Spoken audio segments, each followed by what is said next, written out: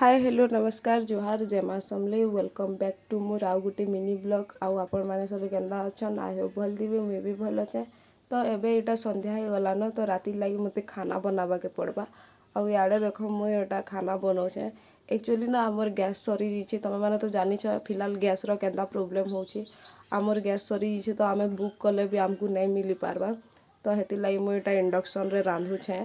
आउ इे देख आम निनी भी आसीगलान से सब बेले तो दादा दीदी पाखे रही तुम मैंने तो जानीच एबे राति है कि से आसीचे। तो निनी आसला पर एटा आमे समस्ते बसनु खाइबार लगी। आउ आज मुई हेन्दा किसी बेसी भी नाई बनी मते भल नहीं लगुथाई तो हेती लगी एटा खाली डाली आउ भेंडी भजा करिछे। एक्चुअली ना मते टिके बस या फिर कहीं गले मते बिल्कुल भल नहीं लगे तो हेती लगी मुई किसी बनै नहीं पानी। और इटा देख मोर बहुत पसंद टमाटर चिटका तो मुझे लगी मोर लगी टमाटर चिटका बनाऊे। बाकी मुझे बेसी राग खाई नहीं पारे तो फाली मिर्चा चिटकिली आउ फाली नहीं चिटकी खाई सारा पर एटा आम निनी देख मोबाइल देखुची। आउ सी ना सब बेला खाली मोबाइल देखुचे तो केन्दा करमी ताके टिके छड़ा में मते सजेस्ट करब।